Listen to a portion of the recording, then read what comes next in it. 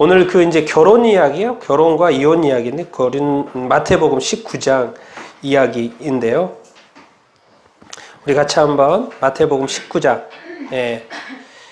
결혼의 어떤 관점이 이렇게 몇 가지가 있습니다. 그래서 오늘 제목도 이렇게 붙여봤는데요. 우리 19장 1절부터 15절, 1절부터 15절까지 같이 읽어보도록 하겠습니다. 시작. 예수께서 이 말씀을 마치시고 갈릴리를 떠나 요단강 건너 유대 지경에 이르시니 큰 무리가 따르거늘 예수께서 거기서 그들을 병을 고치시더라. 바리새인들이 예수께 나와 그를 시험하여 이르되 사람이 어떤 이유가 있으면 그 아내를 버리는 것이 옳으니까? 예수께서 대답하여 이르시되 사람을 지으신 이가 본래 그들을 남자와 여자로 지으시고 말하시기를 그러므로 사람이 그 부모를 떠나서 아내와 합하여 그 둘이 한 몸이 될지니라 하신 것을 읽지 못하였느냐? 그런즉 이제 둘이 아니요 한 몸이니 그러므로 하나님이 짝지어 주신 것을 사람이 나누지 못할지니라. 여짜오되 그러면 어찌하여 모세는 이혼 증서를 주어서 버리라 명하셨나이까? 예수께서 이르시되 모세가 너희 마음의 완악함 때문에 아내 버림을 허락하였거니와 본래는 그렇지 아니하니라. 누구든지 음행한 이유 외에 아내를 버리고 다른 데 장가 드는 자는 가늠함이니라. 제자들이 이르되 만일 사람이 아내에게 이같이 할진대 장가 들지 않는 것이 좋겠나이다. 이르시되 사람마다 이 말을 받지 못하고 오직 타고난 자라야 할지니라. 어머니의 태로부터 된 고자도 있고 사람이 만든 고자도 있고 천국을 위하여 고자도 있도다. 이 말을 받을 만한 자는 받을지어다. 그때 사람들이 예수께서 안수하고 기도해 주심을 바라고 이를 데리고 오매 제자들이 꾸짖거늘 예수께서 이르시되 어린아이들을 용납하고 내게 오는 것을 금하지 말라. 천국이 이런 것이니라 하시고 그들에게 안수하시고 거기서 떠나시니라. 아멘. 우리가 이 결혼의 관점도 제가 이제 제목을 이렇게 적어봤는데요. 종말의 때, 창조의 때의 관점이 있고요. 종말의 때의 관점이 성경을 자세히 읽어보면 있습니다. 그래서 오늘 이제 예수님의 말씀, 창조 때 말씀, 그리고 바울이 또 하는 말이 또 틀려요. 약간 다릅니다. 뉘앙스가. 그래서 이런 부분들을 한번 우리가 이렇게 살펴보도록 이렇게 하겠습니다. 자, 여러분 이 예수님과 무리가 있습니다. 그래서 예수님이 항상 좋아서 따라다니는 무리가 있었어요. 그런데 또 하나의 어떤 무리가 있었죠. 어떤 무리입니까? 종교 지도자들, 바리새인과 서기관들의 어떤 믿음.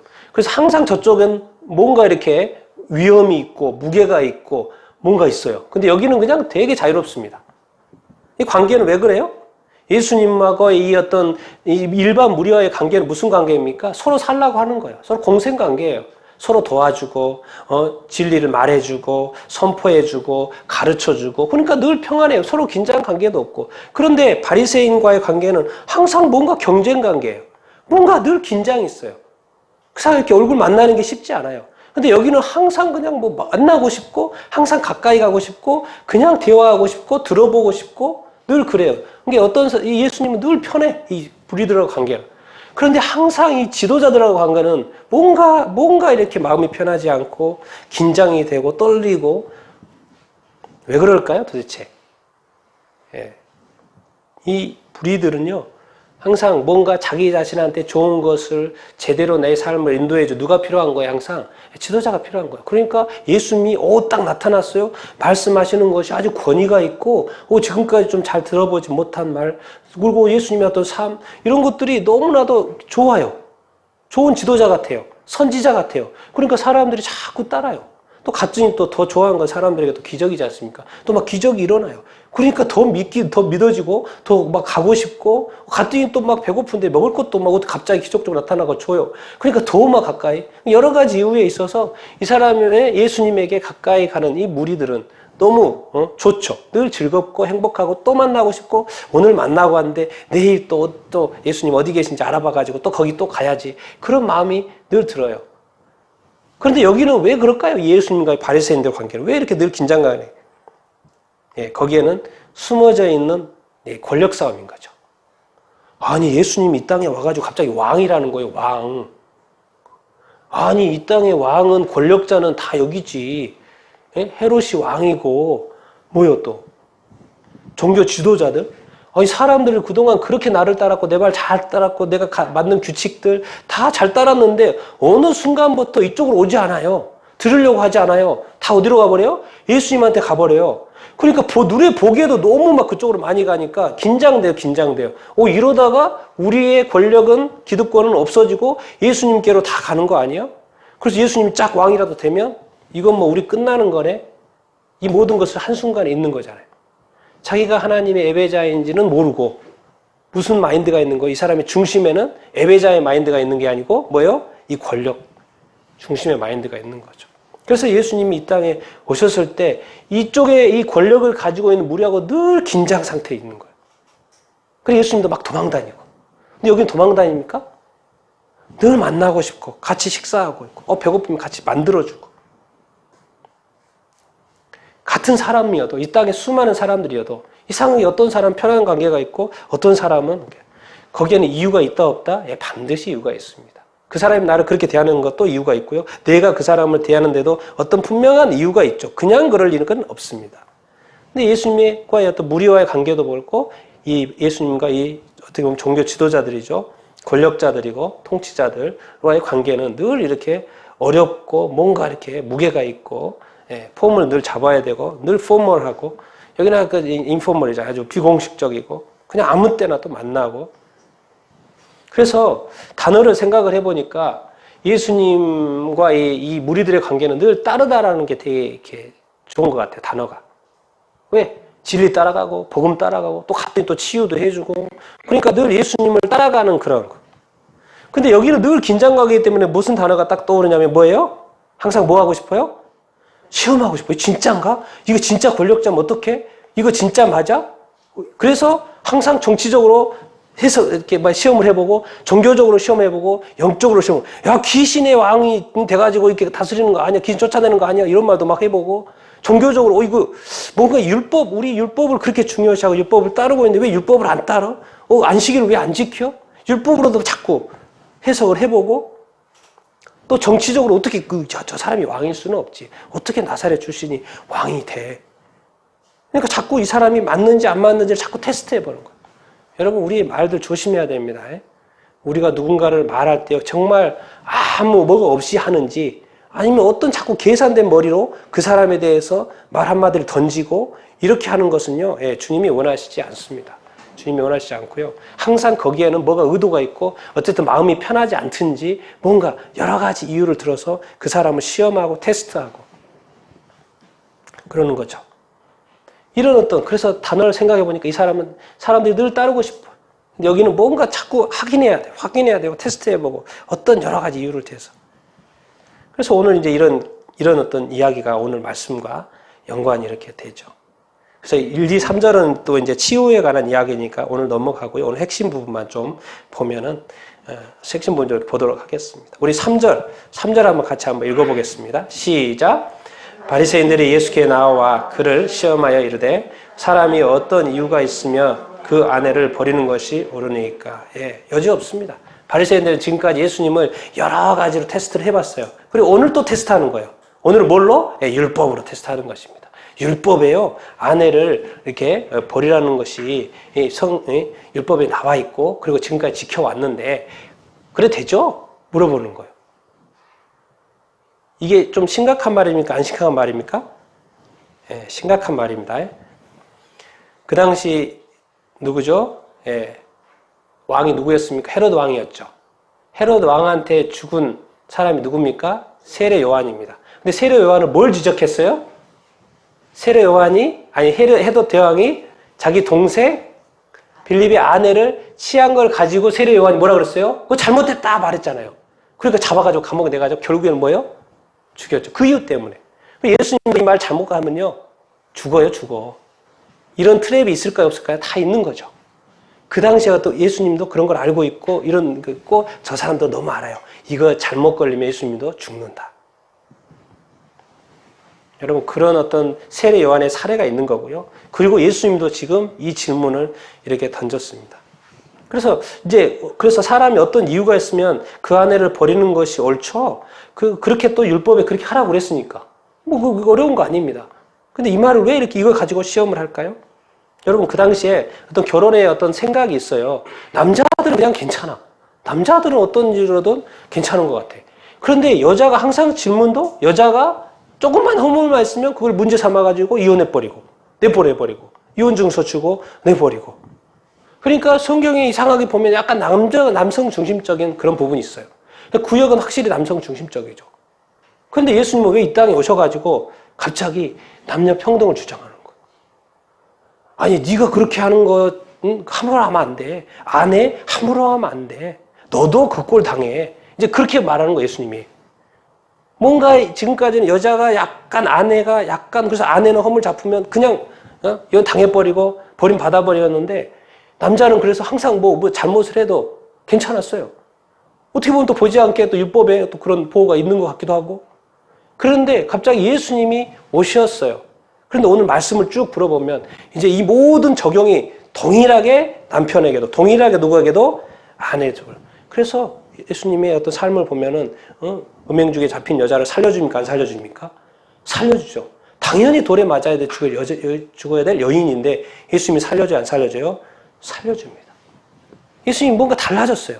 뭔가 다른 것을 가르쳐 주고 이렇게 있는 것 같습니다.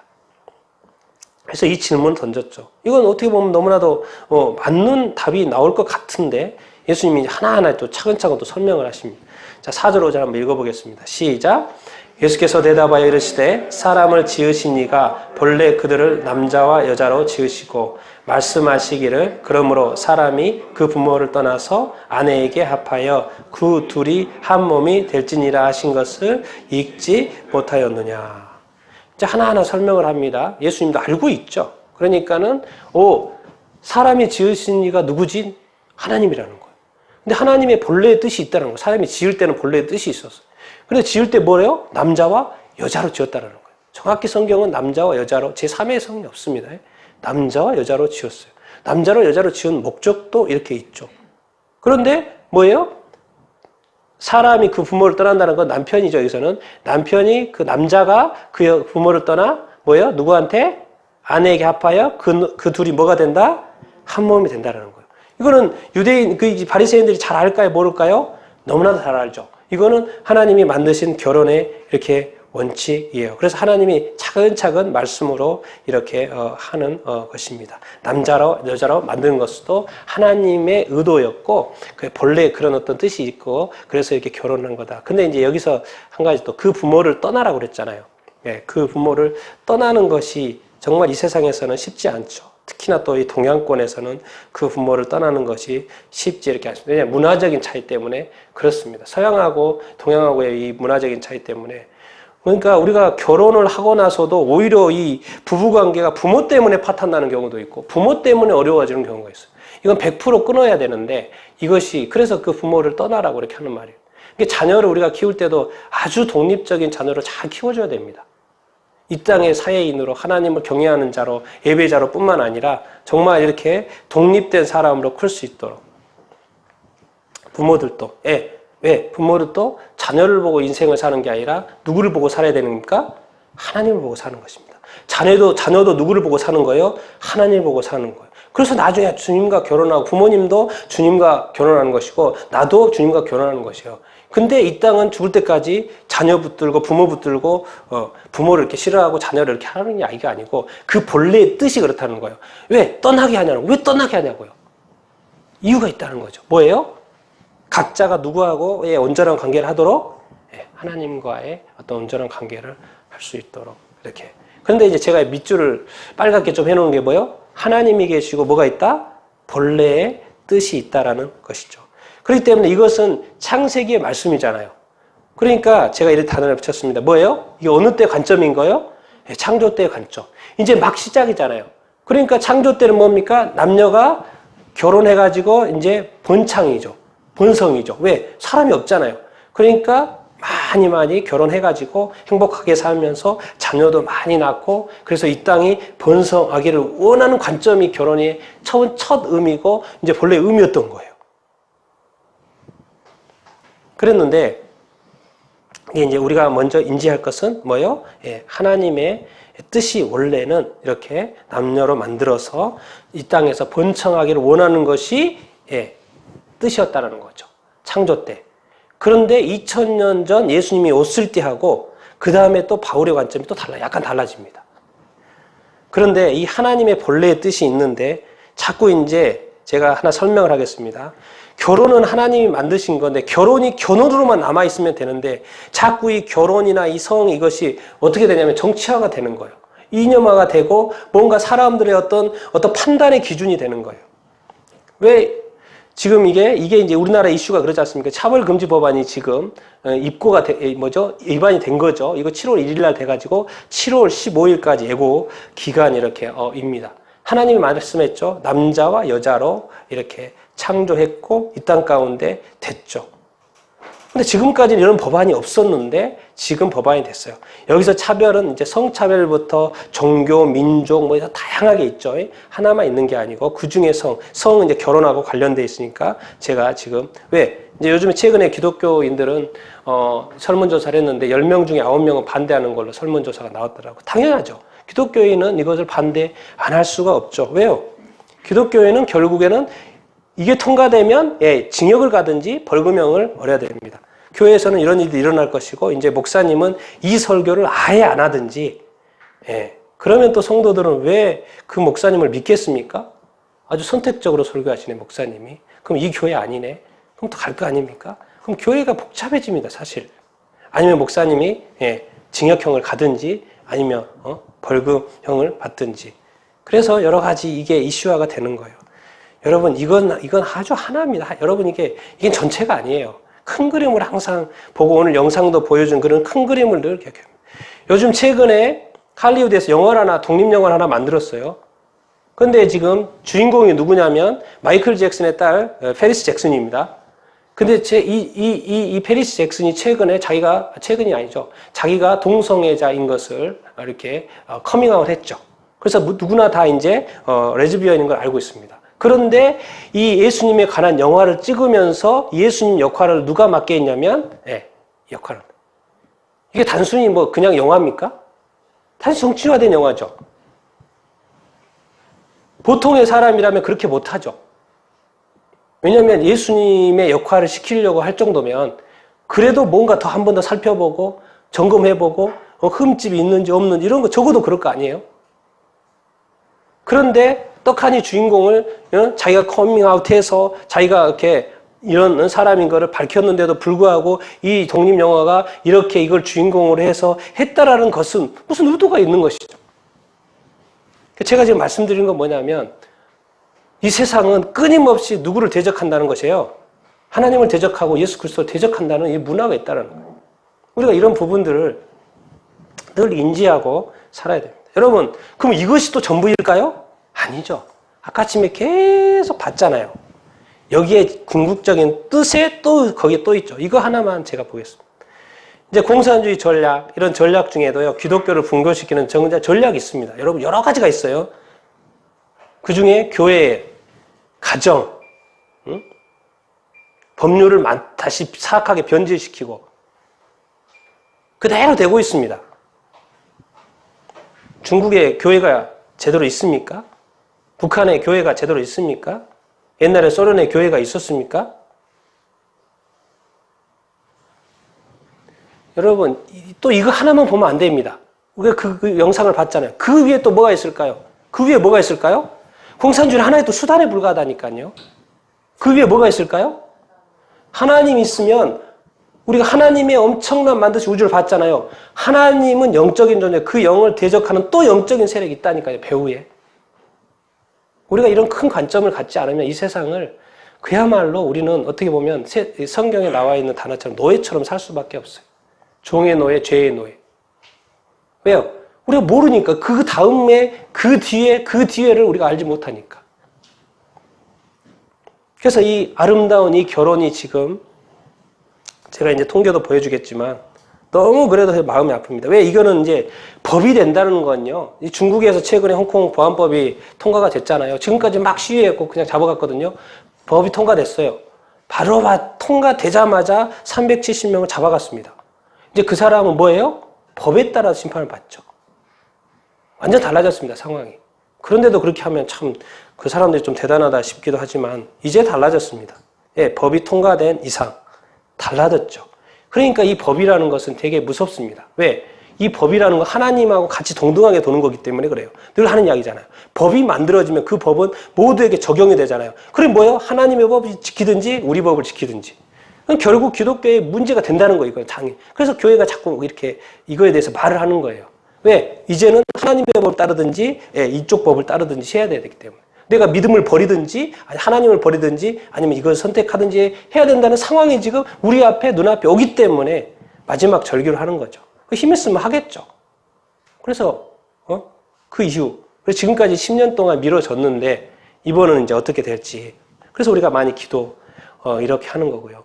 그런데 이 현상만 보지 말라는 거죠. 제가 늘 말씀드리는 것은 이 하나만 보지 말고 이미 이것은 큰 그림에서의 작은 하나가 움직이고 있을 것이라는 그런 관점들을 여러분들을 가지고 이렇게 있어야 이렇게 합니다. 그래서 6절 한번 읽어보겠습니다. 시작. 그런즉 이제 둘이 아니요 한 몸이니 그러므로 하나님이 짝지어 주신 것을 사람이 나누지 못할지니라 하시니. 그래서 누구를 언급합니까? 또 하나님입니다. 하나님. 누가 짝지어 준 것이다? 결혼이라는 것은 하나님이 짝지어 주신 것이다 라고 하나님이 자꾸 못 받고 있어요. 우리가 서로 사랑해서 결혼했는데 그런데 자꾸 하나님의 관점에서는 하나님의 짝지어줬다고 이렇게 말씀을 이렇게 하세요. 그래서 하나님이 짝지어줬으니까 누가 나누면 안 된다? 사람이 나누면 안 된다는 거예요. 이게 도대체 이게 뭔 말이지? 도대체 이게 뭔 말이지? 왜 그러지? 왜 나누면 안 되지? 왜 이렇게 말씀을 하시지? 하나님이 짝을 시켜줬는데 사람이 나누지 못하려고 말하는 데는 뜻이 있을까요? 없을까요? 있습니다. 무슨 뜻이 있을 것 같아요? 왜 하나님은 그렇게 하지 말라? 여러분 항상 그 성경을 보실 때 하나님은 영혼의 관점이에요. 항상. 사람은 단타예요. 단타. 되고 안 되고 이런 관점인데 하나님은 영원히 사랑한다 그러잖아요. 이스라엘 백성한테 나는 너희를 영원히 사랑한다 그러잖아요. 근데 분명히 하나님은 영원히 사랑한다고 해놓고 보면은 심판해요? 안 해요? 심판해버려요. 버려버려요. 그리고 막 포로 생활도 하고.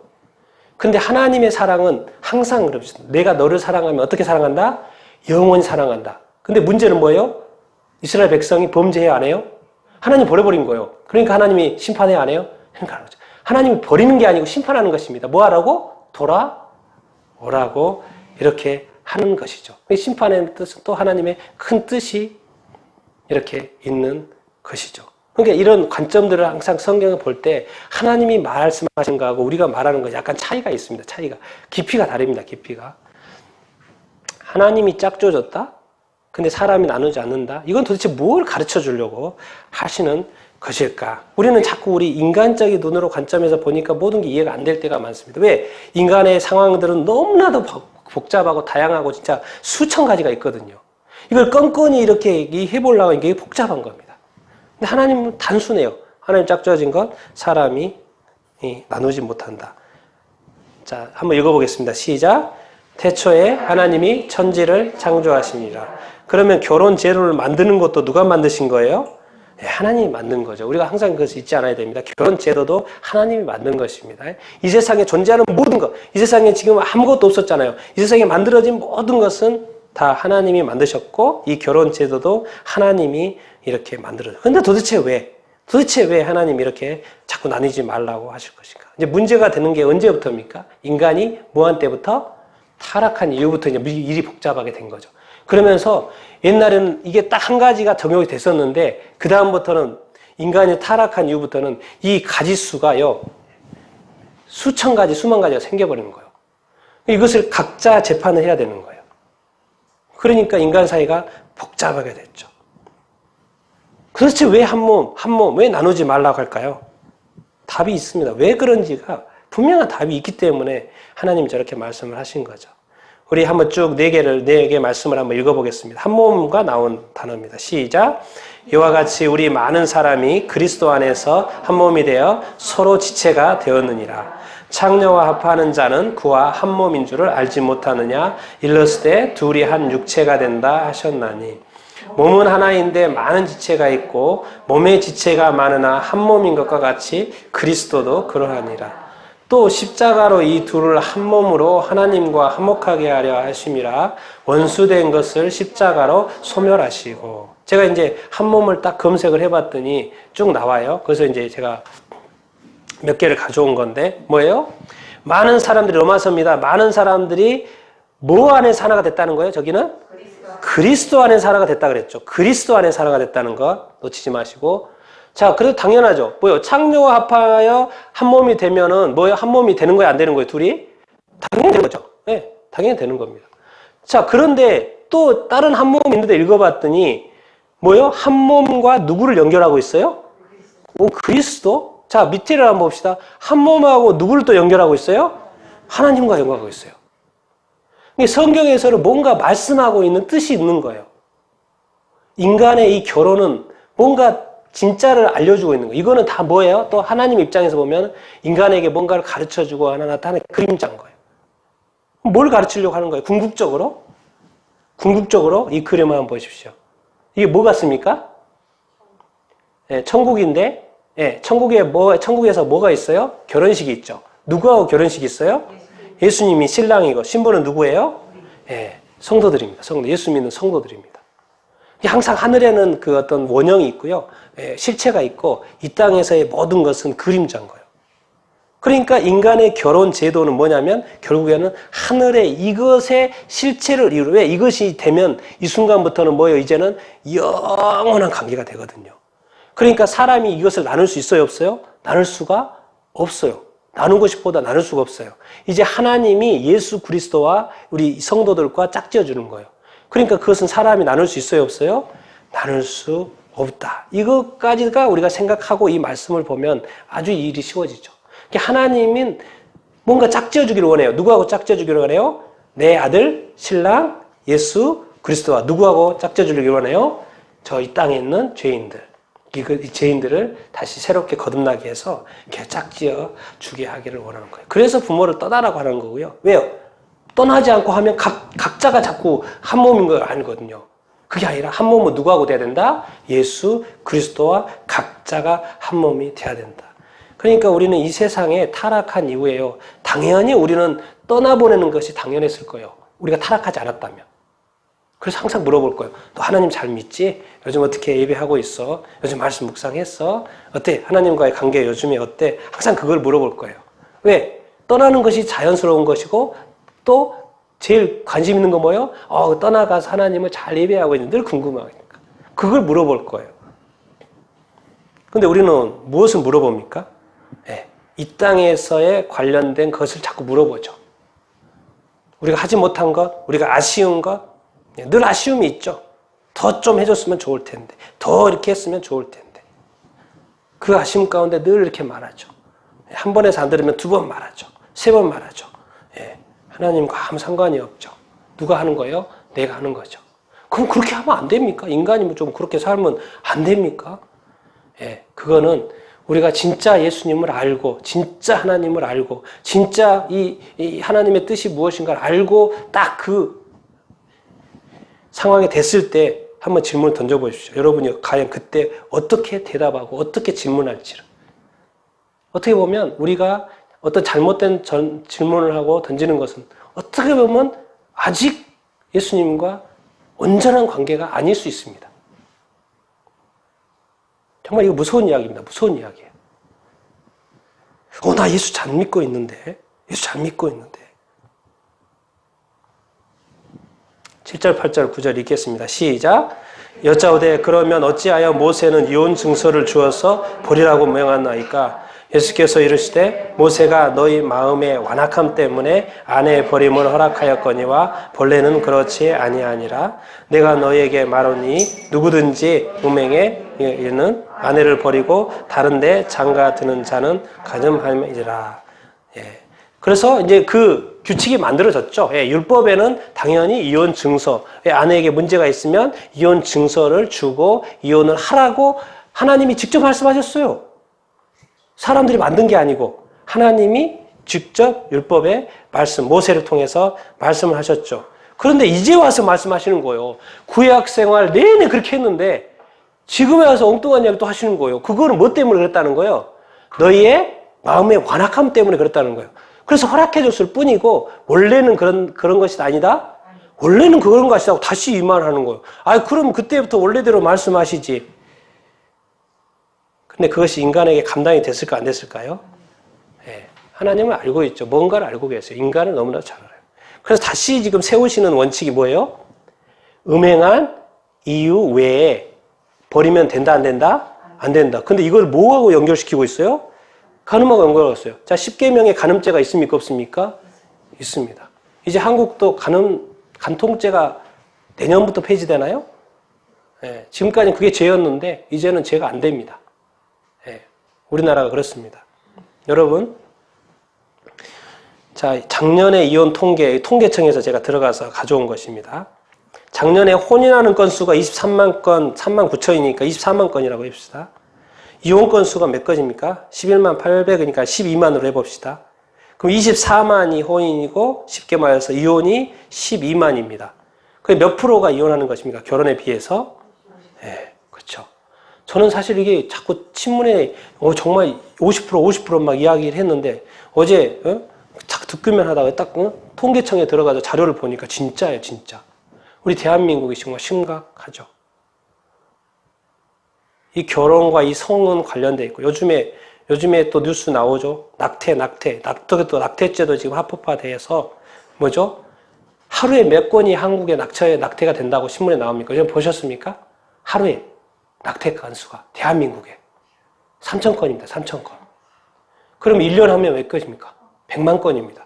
여러분 지금 코로나로 지금 몇 개월째 해서 전 세계에서 52만 명 죽었나요, 지금? 52만 명 죽었다고 크게 생각하죠? 대한민국에서는요, 매년 100만 명의 태아가요. 이게 더 큰 겁니까? 이게 더 큰 겁니까? 그럼 지금 횟수로 해서 봅시다. 우리가 지금, 여러분, 이러니 하나님이 우리나라를 심판을 어떻게 보면 해야지 맞죠? 해야지 멈출 거 아닙니까? 그럼 올해도 그렇게 하고, 내년에도 그렇게 하고, 그내년에도 그렇게 하고, 여러분 도대체 왜 애들한테 요즘에 뭐 애들 막 인터넷으로 하는데 성교육을 그렇게 많이 시키는지 모르겠어요. 초등학생, 중학생, 고등학생 도대체 왜 그런 거예요? 왜 도대체? 제가 말했죠. 항상 그 뒤를 보고 그 뒤를 보고 그 뒤를 봐야 된다고. 현상만 보지 마십시오. 그렇게 하는 거는 그렇게 하는 또 뭐가 있고 거기에는 또 그 뭐가 있고 거기에는 또 그 뭐가 있습니다. 항상 그것까지 생각할 수 있는 우리가 돼야 되는 도대체 왜 그래요? 왜 낙태는 이렇게 한국은 많은 거예요? 그래서 때로는 그래요. 하나님 그냥 심판하십시오. 이러지 않고서 어떻게 깨닫겠습니까? 이런 생각이 가끔 이렇게 들 때가 이렇게 있습니다. 우리는 자꾸 이게 우리의 현실이라는 것을 우리가 늘 기억을 하고, 대한민국이 정말 이 코로나로 하고 있는데, 대한민국의 곳곳에 보면은 너무나도 이상한 일들이, 심판받아야 될 일들이 많이 일어나고 있다는 거. 우리가 이런 것들을 기억하게 되고 알아야 됩니다. 그런데 하나님한테 주님 용서해 주십시오, 해 주십시오. 하나님 그거 듣겠습니까? 한국의 교회이고 뭐 나라고 시커먼데, 이 죄 많은 손으로 막 하는데, 그러니까 교회가 깨어나야 된다 말을 하는 거고요. 교회가 깨끗해져가지고 회개해서 깨끗해가지고 기도를 들으면 하나님이 들으실까요? 안 들으실까요? 들어간다는 거예요. 그런데 알고 봤더니 교회 내에도 죄가 많은 거예요. 중요한 거는 그렇게 또 죄 가운데 있는 사람도 있고 또 아닌 사람도 많이 있죠. 예, 아닌 사람도 정말 많이 있습니다. 그러니까 우리가 이런 현지 이런 일들이 우리 가운데 많이 일어나고 있다는 거예요. 그러니까 하나님도 감당이 안 돼서 너희 마음이 완악해서 내가 허락해줬다. 그 말이에요, 그 말. 대한민국이 하도 너무 완악해가지고 감당이 안 돼가지고 내가 지금 봐주고 있는 거다. 이게 우리의 현실이라는 것을 우리가. 그래서 이렇게 말씀하십니다. 예수님이. 제자들의 반응이 너무나도 맞는 반응을 하죠. 10절, 11절, 12절. 읽겠습니다. 시작. 제자들이 이르되 만일 사람이 아내에게 이같이 할진대 장가들지 않는 것이 좋겠나이다. 예수께서 이르시되 사람마다 이 말을 받지 못하고 오직 타고난 자라야 할지니라. 어머니의 태로부터 고자된 고자도 있고 사람이 만든 고자도 있고 천국을 위하여 수술한 고자도 있도다. 이 말을 받을 만한 자는 받을지어다. 그러니까 제자들, 지금까지 이제 바리새인들이 물어봤잖아요. 이제 제자들의 반응입니다. 아니, 듣다 보니까 이거 결혼, 이거 아내하고 맨날 싸우는데, 아내 이거 자꾸 이렇게 문제가 되고 다투는데, 이거 안 되겠는데, 이거 내가 쫓겨나든지, 아내가 쫓겨나든지, 우리 가정 하나 만들기 쉽지 않겠는데, 당연히 드는 생각이에요. 이게 하나님의 뜻대로 했다가는, 예수님이 가르친 대로 했다가는, 이게. 그러니까 이제 뭐요? 장가들지 않는 것이 더 낫겠네요, 주님. 이렇게 말하는 거예요. 당연한 반응이죠. 왜? 이게 쉬운 게 아니니까. 들어보니까. 하나님의 뜻이, 그거였구나. 그래서 예수님이 그냥 되는 게 아니라는 거예요. 뭔가 있어야 된다는 거예요. 그런 말씀을 이렇게 하시고. 그래서 지금까지는 뭔가 지금 창조적인 관점을 봤잖아요. 항상 이것을 읽을 때, 이 관점을 읽을 때요. 고린도전서 7장을 같이 읽으면 좋습니다. 근데 바울의 관점인데, 바울의 관점은 종말론적인 관점이에요. 약간 틀려요. 약간 틀린지 많이 틀린지 모르겠지만. 자, 한번 읽어보면 너무 시간 걸리니까. 뭐요? 제가 잠깐 노란색으로 그래서 좀 체크를 해봤습니다. 바울은 이제 뭐라고 그러냐면은, 남자가 여자를 가까이 안 하는 게 낫다는 거예요. 내 인동 결혼하고 이렇게 하라고 해놓고 그렇게 가르쳐 놓는데 바울은 지금 뭐라고 이야기하냐면 남자가 여자를 가까이 안 함이 낫다. 근데 설명을 막 붙여요. 이거 음행을 못 피할 것 같으면 결혼해라 이렇게 말해요. 음행을 못 피할 것 같으면 결혼해라. 그리고 결혼하다가 서로 싸우지 않느냐. 근데 기도할 틈을 얻기 위해서 잠깐 분방하는 것은 괜찮다. 그렇지만 얼른 다시 합쳐야 된다. 그러면서 뭐를 이야기하고 있어요? 누가 틈탄다는 거예요? 사탄이 틈탄다는 거예요. 우리 가정에 어떻게 사탄이 틈타지? 우리 부부 가운데 어떻게 사탄이 틈타지? 그래서 바울이 말해요. 나와 같기로 한다. 나와 같으면 바울처럼 되면 어떻게 되는 것입니까? 결혼 안 하는 거예요. 독실 안 하는 거예요. 결혼 안 하는 겁니다. 근데 바울은 자꾸 그래요. 나와 같이 되기를 이렇게 원한다. 그러면서 또 말해요. 바울은 그렇게 말하면서 항상 말해요.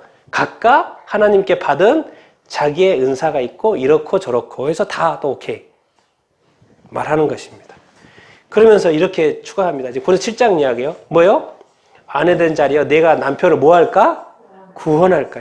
뭐예요? 구원의 관점. 또 뭐예요? 남편 된 자요. 내가 어떻게 할까? 아내를 구원할지. 이제 여기서 이야기 단계는 뭐냐면 뭐죠? 한쪽이 안 믿는 거예요. 예수님을 안 믿는 거예요. 그러면 안 믿는 사람은 버려야 되겠네요. 그런 관점에 여러 질문이 되어진 그거를 뭐라고요? 그게 아니고 혹시 네가 구원할 수도 있겠다. 구원의 관점. 뭐예요? 읽어봤더니 바울의 생각이 자꾸 왜 이래요? 뭘 생각하는 거예요 지금? 임박한 환난을. 종말론적인 관점에서 지금 이 결혼의 관점을 해석하고 있는 거예요. 그리고 이제 그때가 단축되었다는 거예요. 그래서 이렇게까지 말합니다. 아내가 있는 자는 뭐같이 하라는 거예요? 없는 것 같이 하라는 거예요. 남편이 있는데 남편이 없는 것 같이 하라는 거예요. 이거 도대체 사랑해도 부족할 판에 지금 이게 뭐예요? 이것을 제대로 이해하기 위해서는 이 앞에 단어를 꼭 이해해야죠. 뭐죠? 뭐 때문에? 임박한 환난과 그때가 단축되었기 때문에 이 종말론이 이 마지막 때가 이제 됐기 때문에 이렇게 해야 된다라는 관점을 지금 바울은 이야기를 하고 있죠. 그러면서도 결론은 그거예요. 결혼해도 잘하는 것이고 결혼 안 하는 건 뭐 한 것이다? 더 잘하는 것이다. 그러니까 결혼한 거에 대해서 뭐라고 절대 하지 않습니다. 그런데 이 예수님의 관점 그리고 이 바울의 관점은 뭐가 차이가 있다는 거예요. 예수님은 본창이지만 뭐예요? 바울의 관점은 뭔 거예요? 종말론적인 관점인 거예요. 이제 곧 각자가 남편이 예수님을 만나고 아내가 예수님을 만나고 자녀가 예수님을 만나고 이런 관점으로 바울은 해석한다는 거예요. 그래서 이 관점에서도 말을 한다는 거예요. 우리가 이런 부분들을 있다라는 것을 우리가 잘 또 기억을 해야 된다는 것이죠. 그리고 또 요즘에 또 우리가 요즘에 또 자꾸 마지막 때라고 하는 사람도 이렇게 많고 그런 어떤 상황에 이렇게 있습니다. 그러면 또 어떻게 우리가 이 모든 문제를 바라봐야 될지, 우리가 해석해야 될지 우리가 좀 이렇게 고민을 이렇게 해봐야죠. 그래서 오늘 이런 어떤 이 창조 때의 관점과 이 종말 때의 관점이 약간 다르다는 부분을 우리가 인지할 필요가 이렇게 있고, 그러면서 이제 어린이 이야기인데요. 같이 한번 읽어보겠습니다. 시작. 그때 사람들이 예수께서 안수하고 기도해 주심을 바라고 어린 아이들을 데리고 오매 제자들이 꾸짖거늘 예수께서 이르시되 어린 아이들을 보고 내게 오는 것을 금하지 말라. 천국이 이런 사람의 것이니라 하시고 그들에게 안수하시고 거기서 떠나니라. 이제 사실 이 어린아이의 특징이 이렇게 뭡니까? 뭐죠? 솔직하죠. 또 뭐가 있습니까? 겸손하죠. 또 뭐예요? 신뢰. 아버지, 엄마를 그냥 그렇게 신뢰해요. 그리고 또 뭡니까? 순수해요. 예, 계산하지 않고 말합니다. 자기가 좋아하면 좋아한다고 그러고 싫으면 싫다고 그러고. 그런데 또 부모는 또 싫은 게 싫다고 자꾸 말하는 게 싫죠. 그런데 예, 순수하게 그냥 얘들은 그냥 계산이 없어요. 그냥 단순하게 말하는 거예요. 그런데 어린아이가 있고 천국이 이런 사람의 것이라는 거예요.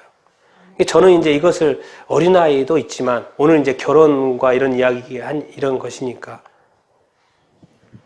이런 우리의 안에 어떤 솔직함이 있어야 돼요. 서로에 대해서. 부부가 안에도 항상 뭐가 있어야 돼요? 솔직함이 있어야 됩니다. 그리고 뭐예요? 겸손해야 되고 또 뭐예요? 서로 신뢰할 수 있어야 되고 자꾸 이렇게 계산된 말을 하지 말아야 됩니다. 서로에 대해서.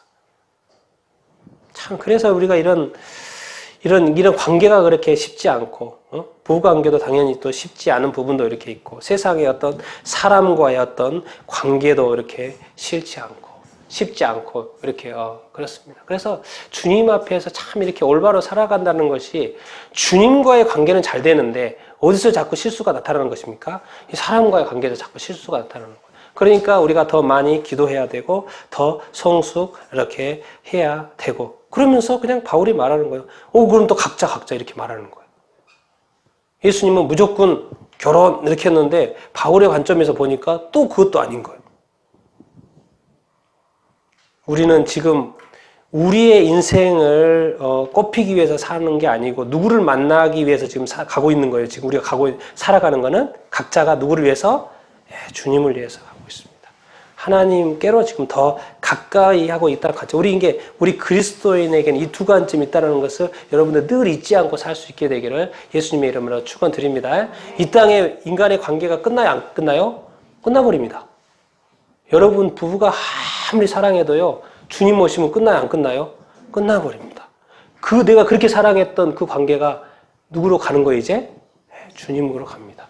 그러니까 이 땅에 좋은 거 그것이 재물일 수도 있고 부부일 수도 있고 또 좋은 뭔가 있을 수도 있고 우리가 많이 쌓아놨어요. 그런데 그것은 너무 좋아요. 그런데 그것이 끝나는 타임이 있다 없다? 끝나요. 누구로 향하게 되는 거예요? 예수 그리스도께로 향하게 되는 것입니다. 우리가 이런 관점을 이게 다양한 관점 하나만 보지 마시고 인간적인 관점 뿐만 아니라 하나님의 관점, 주님의 관점을 가지고 여러분들이 다 살 수 있게 되기를 바랍니다. 그래서 제가 오늘 또 이 결혼 이거조차도 이 창조 때의 관점하고 종말 때의 관점이 다르게 성경은 또 말하고 있는 부분들을 이렇게 제가 이렇게 언급하고 이렇게 있는 것입니다. 여러분들 지혜롭게 되기를 바라고요. 온전한 이렇게 판단을 할 수 있게 되기를 바라고 또 결혼 또 정말 주님이 기뻐하시는 또한 결혼 생활을 하게 되기를 바라고 근데 또 그것만이 전부가 아니라 우리 각자는 또 누구를 바라봐야 된다? 예수 그리스도를 신랑 되신 예수 그리스도를 기다리는 그런 삶을 각자가 또 살아내야 되는 줄 이렇게 믿습니다. 부부가 더 사랑하면 또 그렇게 되겠죠. 중요한 건 사랑하지 못할 때가 문제죠. 문제가 있을 때가 이렇게 문제죠. 그래서 우리가 지혜를 구해야 되고 또 주님의 인도하심을 받아야 되는 것이죠.